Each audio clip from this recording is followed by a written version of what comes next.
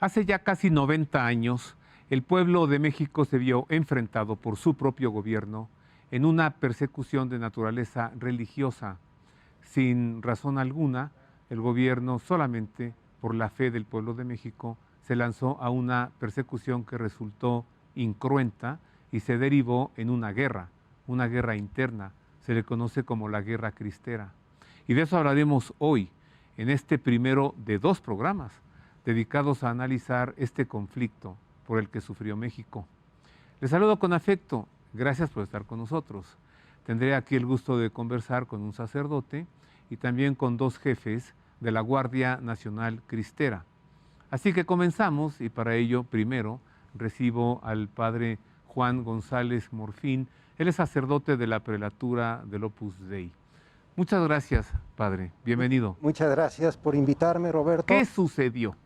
¿Qué sucedió? Pues el marco histórico tendríamos que retraernos unos años. Todo esto comienza en 1926, pero la Constitución, la de 1917, la que todavía nos rige con muchas reformas, tenía unos artículos claramente con dedicatoria a restringir la actividad de la Iglesia Católica, y esos artículos, por lo que sea, no se habían venido aplicando.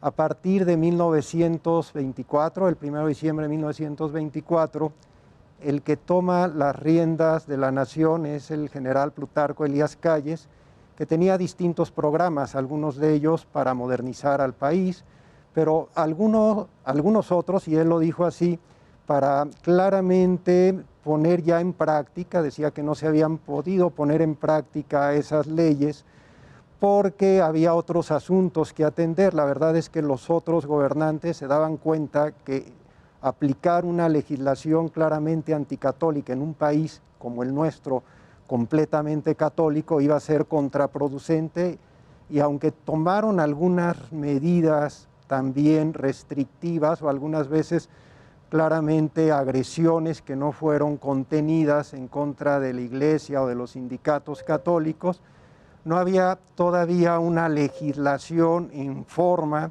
que restringiera la actividad de la Iglesia. ¿Se necesitaba?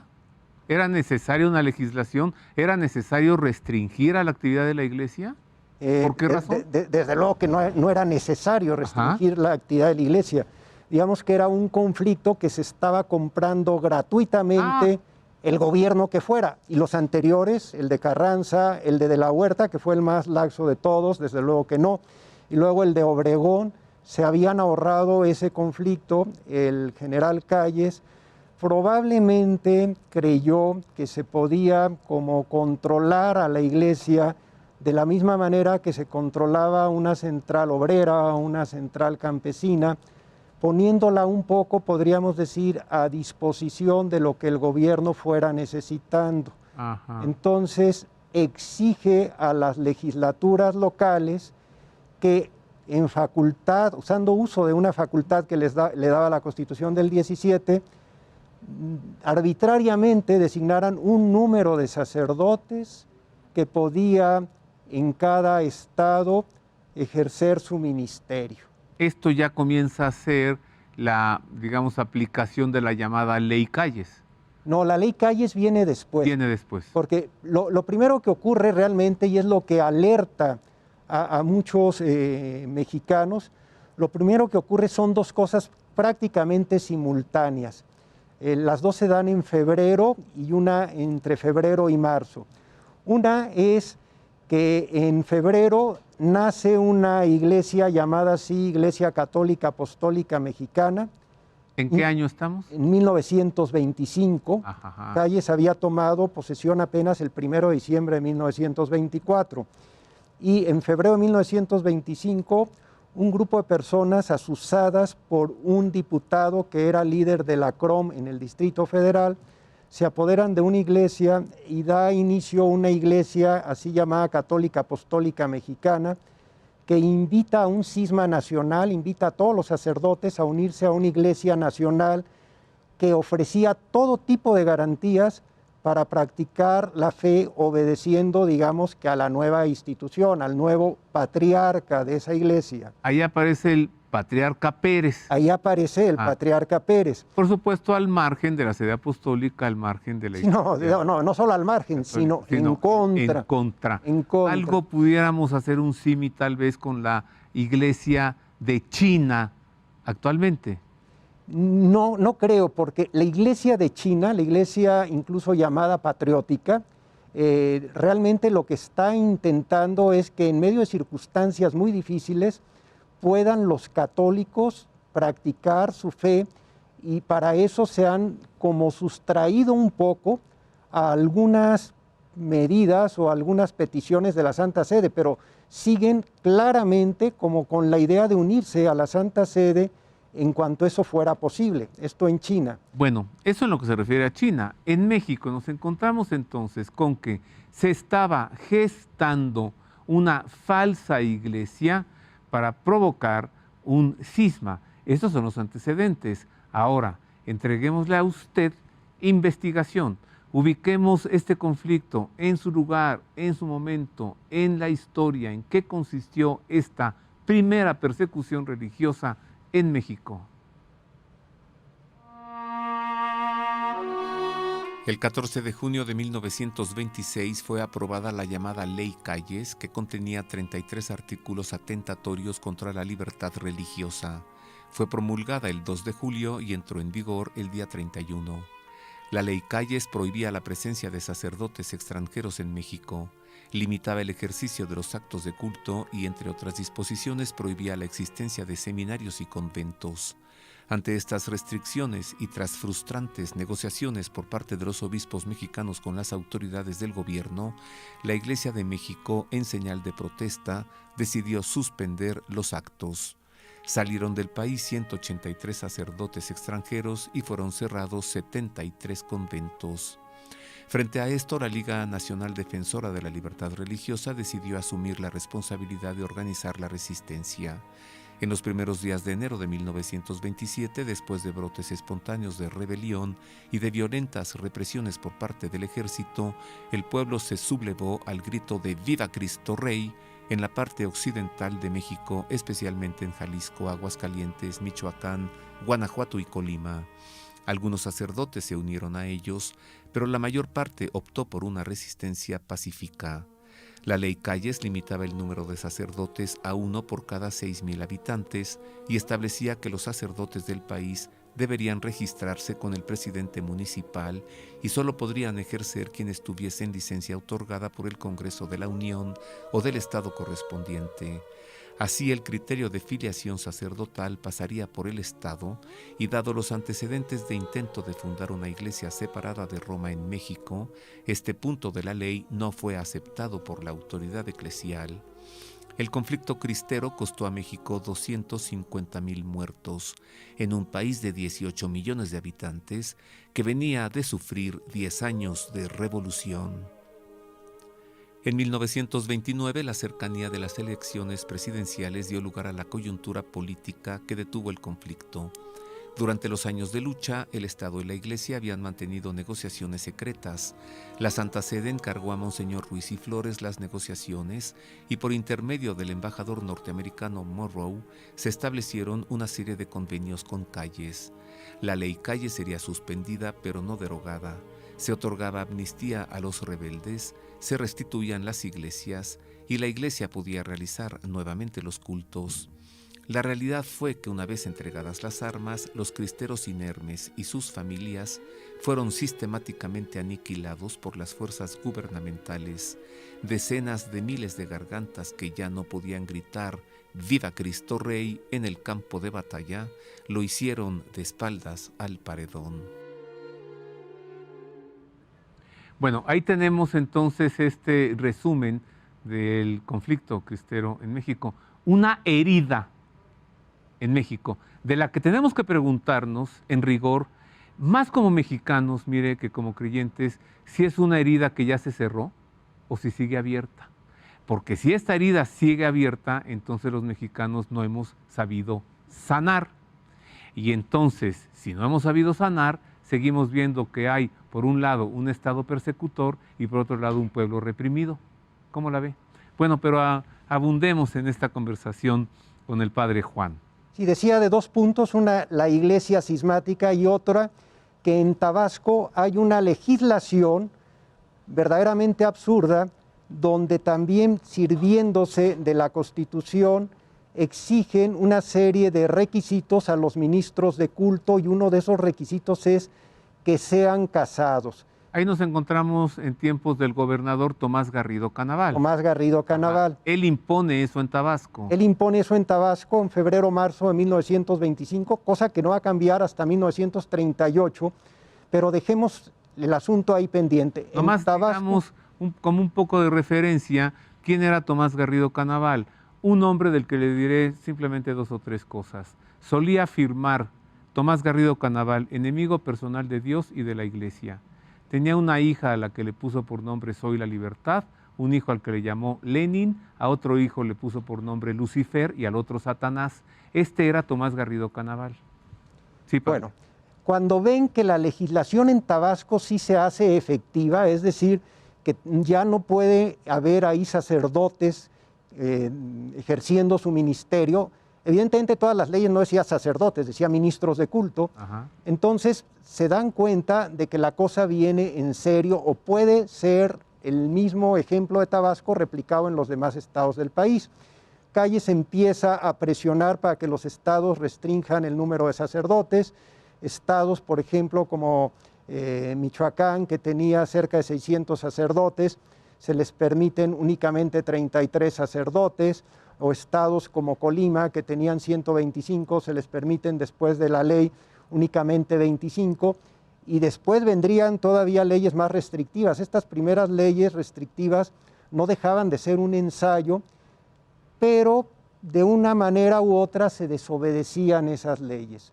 Y ahí viene la ley Calles. En enero de 1926, Calles pide atribuciones especiales al Congreso para reformar el Código Penal Federal. Cuando pide esas atribuciones, nadie se imagina lo que va a ocurrir y pensaban incluso que iba a haber una reforma necesaria porque había muchos fusilamientos sumarios y los periódicos constantemente decían que haga algo alguien con el Código Federal porque cualquier tipo puede ser fusilado en cualquier momento. Y sin embargo, no es por ahí por donde viene la reforma. La reforma se conoce el 14 de junio de 1926 y son 33 artículos que tienden a castigar a todos los funcionarios que no cumplan las leyes que Calles había venido impulsando. En cada estado eran diferentes. Y además de castigar a los funcionarios, castigaría también a cualquiera que colaborara y que no obedeciera esas leyes, incluidos los sacerdotes. 33 artículos en la ley Calles. Sí, 33 artículos. ¿Y ese número 33 es coincidental o es masónico? Yo no sabría decir, no he estudiado realmente nada o prácticamente nada sobre la masonería. No creo que sea coincidencia, no deja de ser un número cabalístico desde algún punto de vista.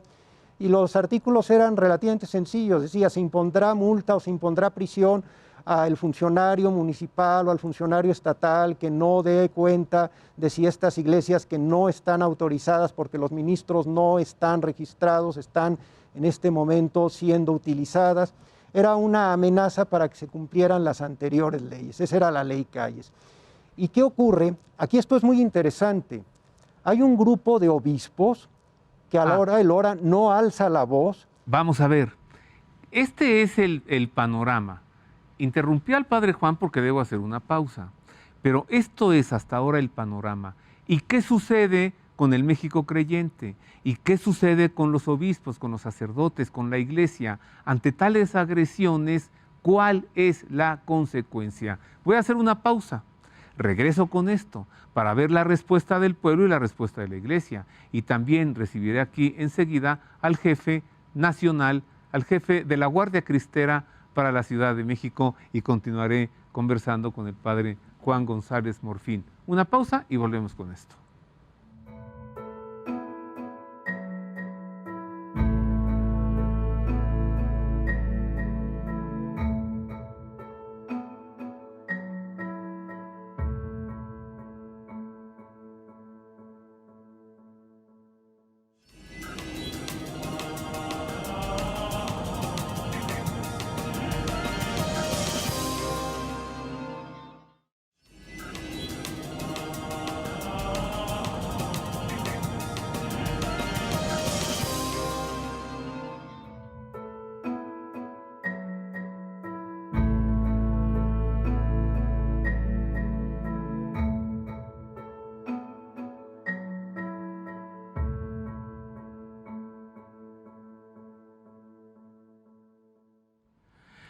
Continuamos, queridos amigos. Hoy estamos tratando el tema de la persecución religiosa en México o el conflicto cristero. Sigo conversando con el padre Juan González Morfín y ahora recibo a Luis Gerardo Islas. Él es jefe de la Guardia Nacional Cristera para la Ciudad de México. Bienvenido, Luis Gerardo. Muchas gracias, Roberto. Es un gusto estar aquí y que viva Cristo Rey y Santa María de Guadalupe. Luego Buenas tardes. como dicen los jinetes, el caballo sabe, reconoce al que es jinete. Así es. Luego se ve. Y hay que dejar claro que Cristo es nuestro Rey y que viva aquí en México. Luego se ve quién viene de la Guardia Nacional Cristera. Así que, ¡viva Cristo Rey! Y Santa María de Guadalupe, vivan por siempre. ¿Nos puedes explicar este grito, esta aclamación, ¡viva Cristo Rey, cómo se relaciona con el conflicto cristero? Pues nace del corazón de aquellos campesinos, de aquellos obreros, de aquellos católicos de la ciudad, de muchos jóvenes que al ver agredidos los valores cristianos, al ver violados cosas sagradas en las iglesias, perseguidos los sacerdotes, violadas las monjas, asesinados los sacerdotes, pues es un grito donde refrendan que Cristo es el centro de nuestro corazón, de nuestra fe, y que es el que reina y debe de reinar, y también debe de reinar en la sociedad. Entonces es un grito espontáneo que incluso es de cualquier ser humano. Cuando gritas viva, pues hay muchos vivas, ¿no? Pero aquí nos referimos en la Guardia Nacional Cristera y en este movimiento cristero al que es el rey de nuestra vida y rey del universo y de México, por supuesto. De 1926 a 1929, cuando perduró el conflicto cristero, ¿quién era el Papa? ¿Padre? Pío XI. Pío XI. ¿Y fue acaso Pío XI quien decretó indulgencia plenaria para quien muriese en México gritando ¡viva Cristo Rey y Santa ¿Sí? María de Guadalupe! No, eso es falso. Eso es falso? Está probadísimo que fue manipulada esa información para que mucha gente la creyera, pero nunca el Papa otorgó indulgencia plenaria. Hay incluso documentos donde, por ejemplo, en Guadalajara, que era bastante utilizada esa información, se aclara que no existió nunca esa indulgencia plenaria, sino la indulgencia plenaria que tenía cualquier fiel en cualquier circunstancia eran las que seguían siendo vigentes, pero no había una indulgencia especial como en algún momento dado se dio a conocer.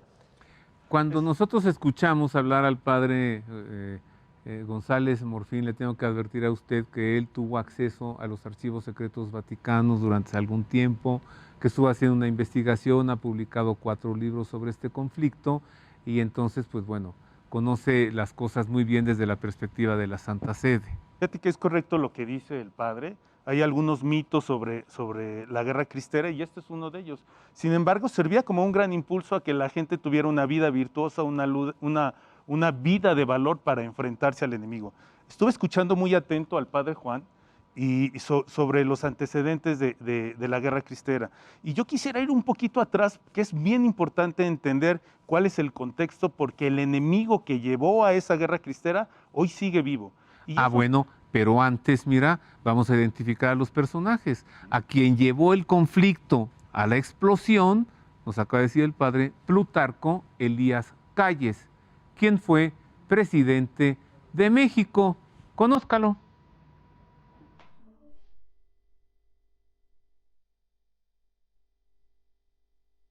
Plutarco Elías Calles fue uno de los líderes de la Revolución. Asumió la presidencia de México en 1924 y su injerencia en el poder se extendió a los gobiernos de Emilio Portes Gil, Pascual Ortiz Rubio y Abelardo L. Rodríguez. A este periodo, de 1928 a 1934, se le conoce como el Maximato. Calles fundó el Partido Nacional Revolucionario con la idea de gobernar mediante instituciones republicanas. Pero sus ideas liberales y su intolerancia religiosa le llevaron a lanzar al ejército contra el pueblo católico de México. Bajo el gobierno de Venustiano Carranza fue gobernador de Sonora y secretario de Gobernación durante la presidencia de Álvaro Obregón. Ya como presidente de México, en 1926 pidió al Congreso poderes extraordinarios para reformar el Código Penal y aplicar la Constitución de 1917.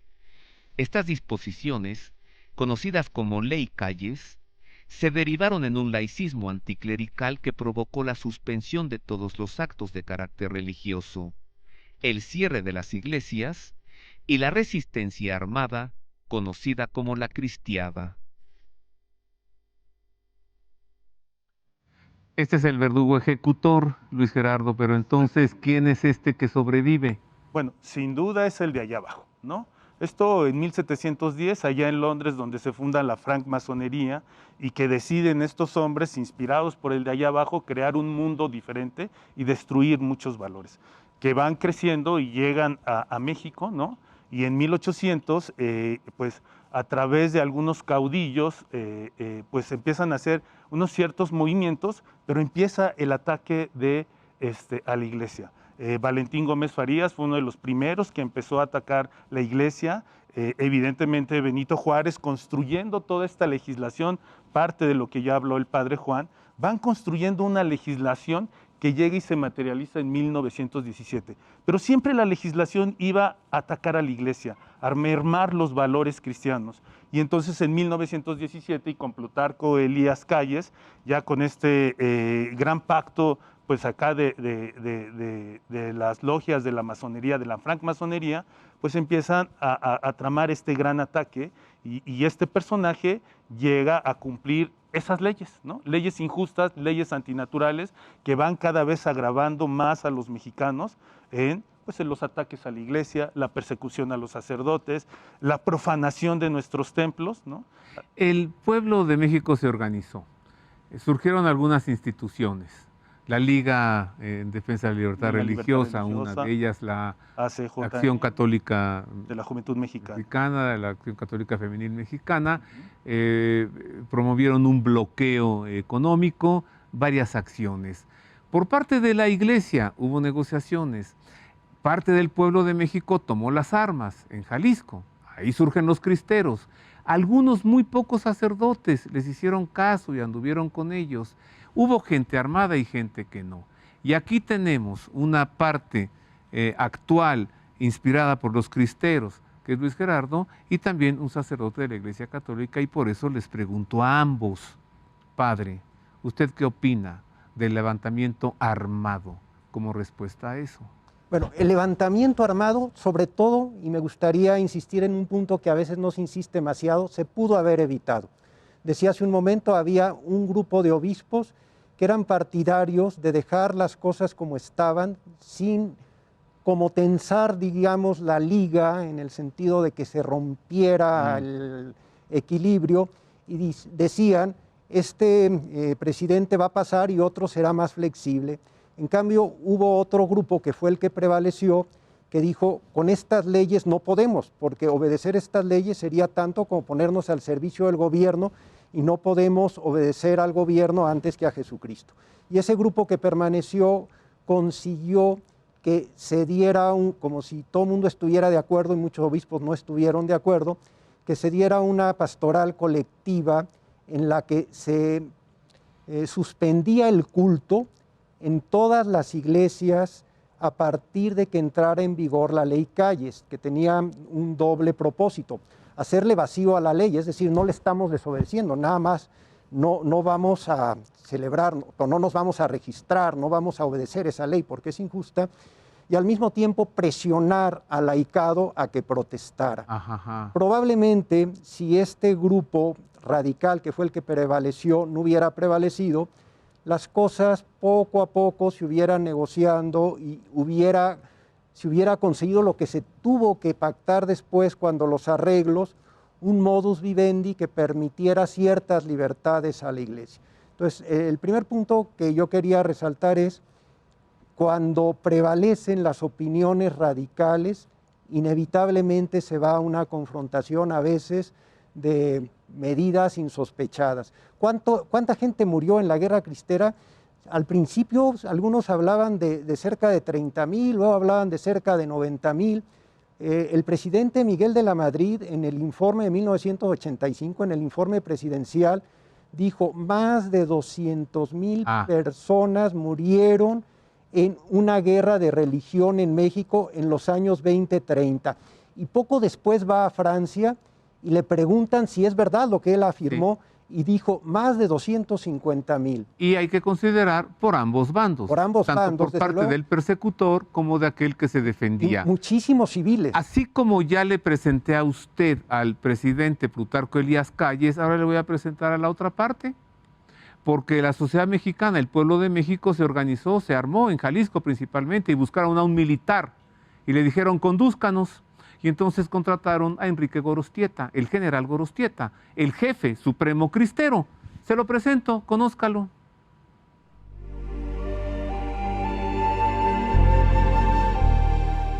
El general Enrique Gorostieta y Velarde nació en Monterrey en 1890. Estudió la carrera de las armas en el heroico Colegio Militar de Chapultepec. Se unió al ejército en 1911 durante la Revolución Mexicana. Participó en la defensa de Veracruz y peleó contra Venustiano Carranza. En 1926 se unió a la primera rebelión cristera y en julio de 1927 fue contratado por la Liga Nacional Defensora de la Libertad Religiosa con un salario mensual de 3,000 pesos oro como jefe absoluto del levantamiento cristero. Si bien Gorostieta no compartía con los cristeros su fervor religioso, sí era afín a su causa y se oponía a las ideas liberales de los presidentes Plutarco Elías Calles y Álvaro Obregón. Su estrategia militar consistió en organizar las dispersas guerrillas hasta conformar todo un ejército cristero, con el que combatió principalmente en Jalisco, Michoacán, Colima y Zacatecas, bajo el Plan Cristero de los Altos, promulgado por él mismo el 28 de octubre de 1928. El general Enrique Gorostieta y Velarde murió 19 días antes de la firma de los tratados de paz, a los que él se opuso mediante un documento que hizo llegar a los obispos de México a través de la Liga Nacional Defensora de la Libertad Religiosa. Murió el 2 de junio de 1929 en la Hacienda del Valle, en Atotonilco el Alto, Jalisco, durante una emboscada. Su muerte provocó rumores sobre supuestas traiciones que implicaban al embajador de Estados Unidos y a obispos mexicanos, a fin de que no representara un obstáculo durante las negociaciones de paz. El general Enrique Gorostieta. Ahora, Luis Gerardo, tu opinión. Ya el padre nos dio su opinión sobre un grupo armado que se levanta en el nombre de Jesucristo. ¿Y tú qué opinas? Porque tú de ahí vienes. Fíjate que los católicos, incluso con la jerarquía de la iglesia, hicieron mucho previo a, buscaron vías jurídicas, buscaron incluso tomar acciones como pueden ser Recolectaron las firmas. económicas, recolectaron firmas para evitar eso, para cambiar las leyes, para que las leyes fueran basadas en el derecho natural y no en el derecho positivista inspirado por la francmasonería, ¿no? Y entonces llegó un momento en que esto era al saber de la historia y de los que estaban en ese tiempo, pues fue insostenible. Pues no dijo el padre Juan, los obispos trataron de estirar la liga y de pronto se rompió. Y entonces lo que hicieron los hombres y mujeres y muchos de campo sencillo, al verse tan heridos, cosas tan esenciales como el cierre de las iglesias y que no se hacían cultos públicos, pues es como que no le das de comer a alguien, así como tan simple, que era el pan, que es Dios, y la Eucaristía. Y entonces muchos sintieron que esto venía por un ataque del gobierno y que era una legítima defensa.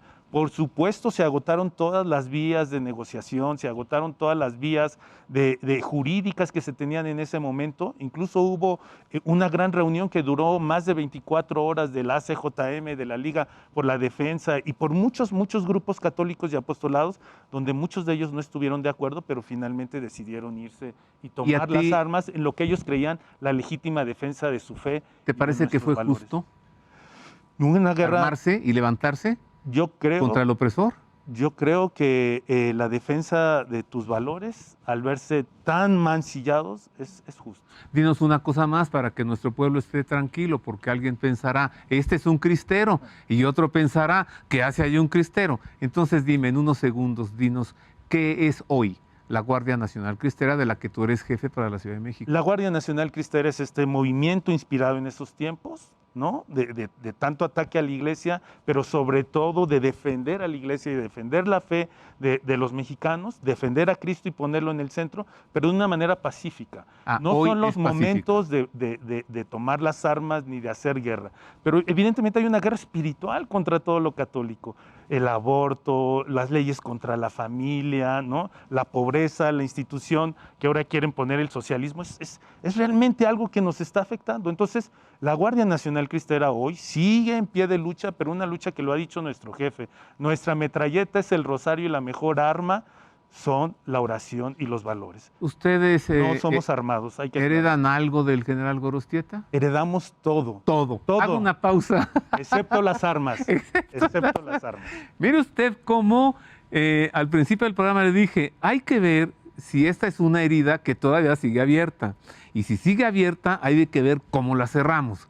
Voy a hacer una pausa, regreso con más del conflicto cristero, la persecución religiosa en México, pisotear un derecho humano universal que se llama derecho a la libertad religiosa. Eso sucedió en México hace 90 años. Que no vuelva a suceder, ¿eh? Una pausa, regreso con más.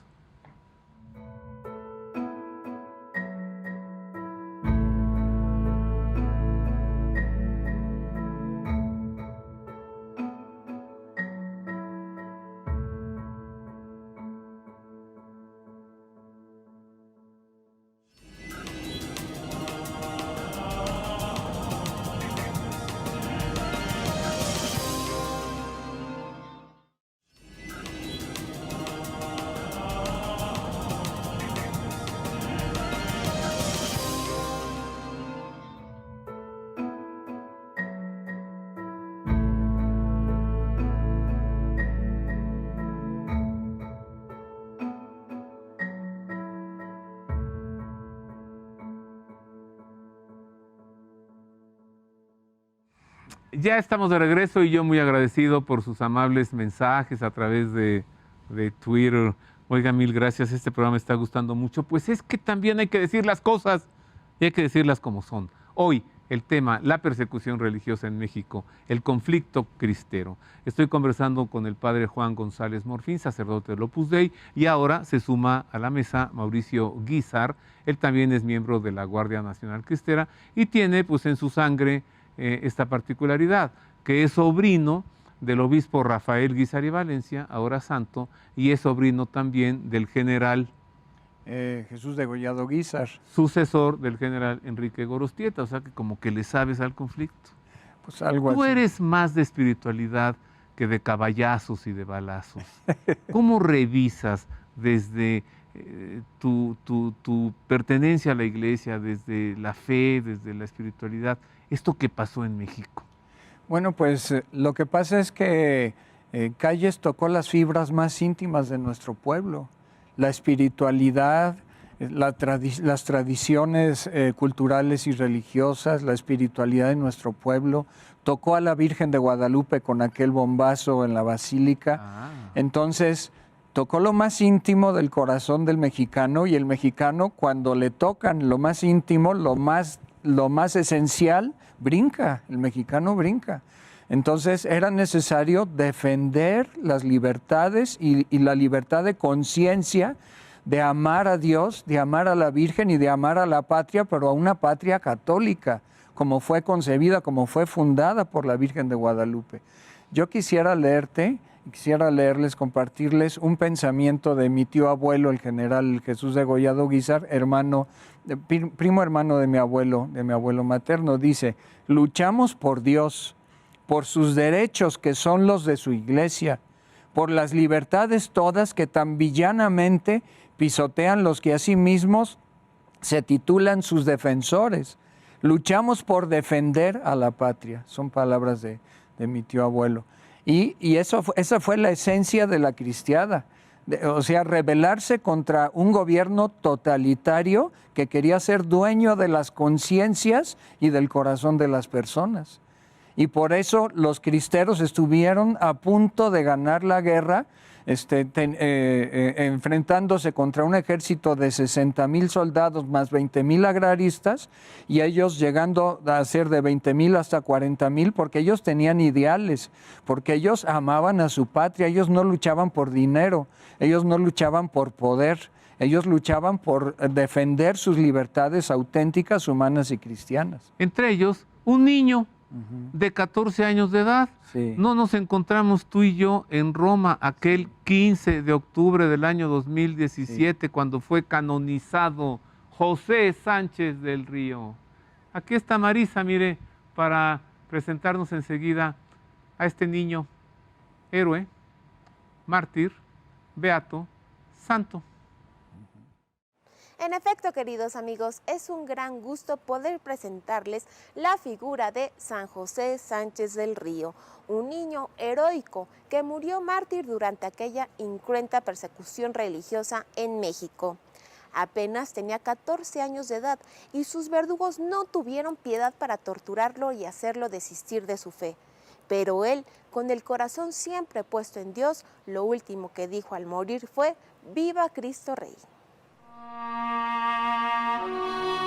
José Sánchez del Río, el niño mártir de México, murió a los 14 años proclamando su fe y luego de trazar en tierra el signo de la cruz con su propia sangre. Momentos antes, los federales lo torturaron con crueldad. José nació el 28 de marzo de 1913 en Zaguayo, Michoacán, donde recibió el bautismo el 3 de abril y la confirmación en octubre de 1917. Fue el tercero de los 4 hijos de Macario Sánchez, propietario del rancho ganadero El Moral y de María del Río. Nació y creció en la casa número 136 de la calle Tepeyac. José era de pelo negro, piel blanca, fuerte, sano, buen estudiante y amable con todos. Lo que llama la atención de su vida es la conciencia que tenía de su pertenencia a Cristo y a su iglesia. Por seguridad, su papá trasladó a la familia a Guadalajara, donde José recibió la primera comunión a los 10 años y donde sus hermanos se enlistaron en la defensa de la libertad religiosa. José, que era muy joven, fue admitido años después como ayudante. El 6 de febrero de 1928, durante un enfrentamiento, como el caballo del jefe cristero cayó muerto, José le ofreció el suyo para salvaguardar la causa. Lo encarcelaron en Cotija, donde el 6 de febrero escribió una carta. Mi querida mamá, fui hecho prisionero en combate este día.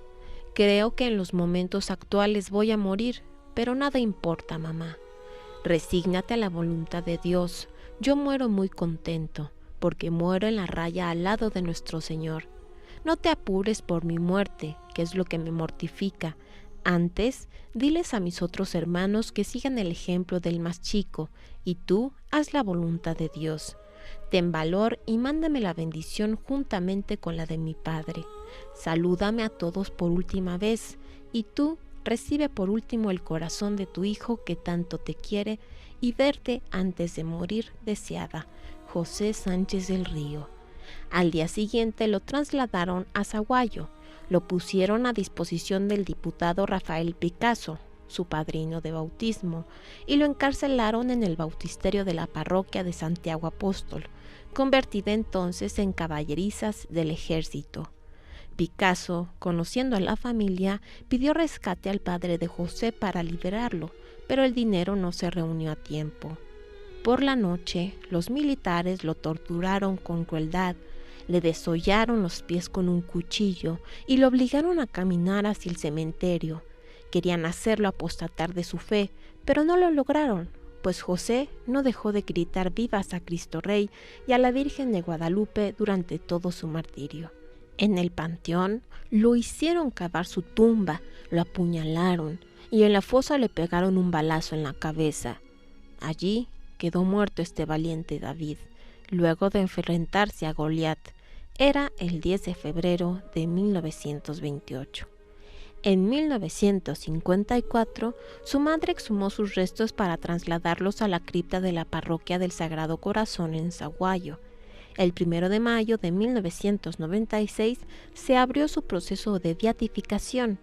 El 22 de junio de 2004 se publicó el reconocimiento de su martirio. El 20 de noviembre de 2005, fiesta de Cristo Rey, fue beatificado en Guadalajara, Jalisco. El 21 de enero de 2016, el Papa Francisco firmó el decreto para que fuese canonizado en la Basílica de San Pedro del Vaticano el 16 de octubre del mismo año. Joselito Sánchez del Río, nunca ha sido tan fácil ganarse el cielo. O sea, te voy a hacer pedazos, niño, te voy a matar. Pues me va a hacer usted un favor, me va a mandar al cielo. Padre, decía Mauricio, hubieran ganado los cristeros. Sí, ¿qué hubieran ganado, padre? O sea, ¿en qué consistía ganar? Realmente ganaron. Realmente ganaron porque consiguieron que se volviera a la Iglesia las libertades mínimas indispensables, quizá no todas por las que estaban luchando, pero las libertades mínimas para seguir ejerciendo su ministerio. Aquí la situación es muy complicada si lo hubieran ganado militarmente, si no lo hubieran ganado militarmente. Es interesante porque hay, por ejemplo, una carta de Miguel Gómez Loza, uno de los mártires cristeros, en la que como un año antes de los arreglos, él decía, como van las cosas, en 15 años vamos a ganar.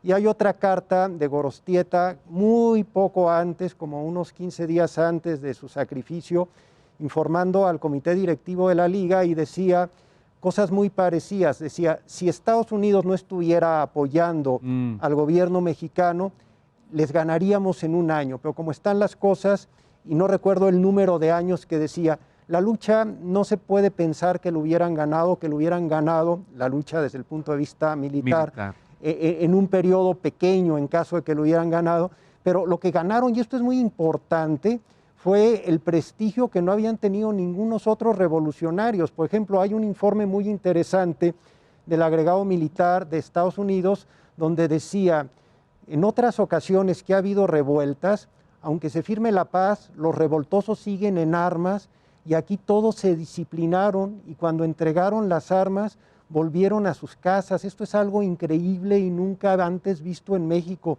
O sea, después de los arreglos de 1929 hubo una cacería a personas concretas que habían sido los que habían encabezado la lucha. Sin embargo, entregaron las armas porque ellos no querían la guerra, querían las libertades por las que estaban luchando. Esto que dijo el padre Mauricio, depusieron las armas, fue el arreglo, desarmaron a los cristeros y luego acabaron con ellos. Una carnicería. Terrible. ¿Cómo ves eso? Terrible porque con la falsa paz que firmó Portes Gil con los señores obispos, engañándolos también, empezaron a matar a más de 2,000 líderes cristeros a escondidas, sin respetar el armisticio que se había prometido. Es decir, siguió la persecución ideológica y la persecución física por abajito del agua, hasta que llegó después la segunda cristiada, con la imposición por parte de Lázaro Cárdenas de la ideología socialista, parecido a lo que está sucediendo ahorita, meter ideologías que van en contra de la familia, que van en contra de las libertades sociales, contra la libertad de expresión, y bajita la mano quieren ir deconstruyendo la sociedad humana y cristianamente. Este ya es tema del segundo programa que haremos la próxima semana. El tiempo se nos ha ido, solamente tengo 3 minutos y le pediré a cada uno de nuestros invitados una conclusión. El padre Juan González Morfín. Padre, en un minuto que concluye. Fueron muy distintos los actores, la Liga Nacional, el gobierno, los obispos. No hemos podido analizar a cada uno. Nos hemos centrado un poco en los cristeros y vale la pena decir que eran personas, y esto es muy interesante, eran personas que no buscaban ganar algo, sino que buscaban sobre todo, y esto es muy importante, rescatar libertades. Y por eso, cuando creyeron que ya habían conseguido su objetivo, depusieron las armas, arriesgándose a que les pasara lo que luego les pasó. Y es muy interesante para nuestro país que haya habido personas así, que se jugaron la vida para rescatar libertades que ahora todos gozamos. Muchas gracias, padre Juan. Luis Gerardo Islas, jefe de la Guardia Nacional Cristera para la Ciudad de México. ¿Qué concluyes? Has tocado cosas muy importantes, Roberto, y fíjate que tú dices que si la herida está abierta o está cerrada, pero el enemigo sigue hiriendo. ¿no? Ah. Y entonces por eso hoy vemos el ataque a la vida, a la familia, la relatividad como algo ya de moda, ¿no? Y cada quien puede pensar y hacer lo que quiera, incluso en contra de la naturaleza. Tú tocaste a a Joselito Sánchez del Río. Vamos a tener un programa donde seguramente trataremos de la mártir de Coyoacán. A María de la Luz Camacho, hablemos de ella la próxima semana. El 10 de febrero se celebra, se conmemora la muerte de San Joselito Sánchez del Río, y eso es lo importante. Ya es un hecho histórico que se puede analizar de muchas partes, concluir, decidir, pero lo importante es qué nos deja y qué nos da como la vida de los santos. Ajá. Y es la defensa de estos 3 laicos que te digo. Estos 3 laicos, incluso el santo San Carlo de Italia, este chico que dio su vida a Contis, que dio su vida, ese es el ejemplo que debemos de seguir y lo que queremos en la Guardia Nacional Cristera, seguir defendiendo los valores, no con armas y metralletas y balazos, con ideas, con ideales, con acciones, con la construcción del reinado social de Cristo, interviniendo en todas las áreas, porque ya nos decían que de repente había apocamiento en muchos católicos y es hora de salir a actuar y demostrar nuestra espiritualidad. Esa es tu conclusión, en la sociedad. es hora de salir a actuar. Exacto. Gracias, Luis Gerardo. Mauricio, en medio minuto. Sí. ¿Qué concluyes? Bueno, lo que nos toca ahora es defender al México cristiano y humano. Y eso es lo que tenemos que hacer después de haber pasado esa época de deconstrucción, la verdad, lustros de deconstrucción humana y cristiana. Hay que reconstruir la patria, a pesar de las ideologías de todo tipo que nos quieran imponer, tanto a nivel político como a nivel humano y familiar. Y necesitamos seguir adelante. La Guardia Nacional Cristera es solo la puntita del iceberg, porque millones de católicos mexicanos están y estamos convencidos de que la lucha espiritual y humana pacífica, pero firme en los valores que tenemos desde la fundación de nuestra nación por Guadalupe, tenemos que sacar adelante a la patria con esos valores. Muchas gracias, Mauricio. Gracias a cada uno de ustedes, gracias a los 3, nos han dado un muy buen programa. El padre Juan González Morfín, Luis Gerardo Islas, Mauricio Guízar, pero sobre todo gracias a usted por prestarnos su atención. Le esperamos la próxima semana en la segunda parte, la segunda persecución religiosa en México, ya no violenta, ya callada y por lo tanto más peligrosa, porque lo violento se nota, lo callado no. Y allí murió María de la Luz Camacho y le presentaré la próxima semana esta sorprendente figura de una señorita valerosa mexicana. Así que le esperamos próximo domingo, Persecución Religiosa en México, segunda parte. Mientras tanto, tenga usted una feliz semana y óigame, Dios le guarde y viva Cristo Rey y Santa María de Guadalupe.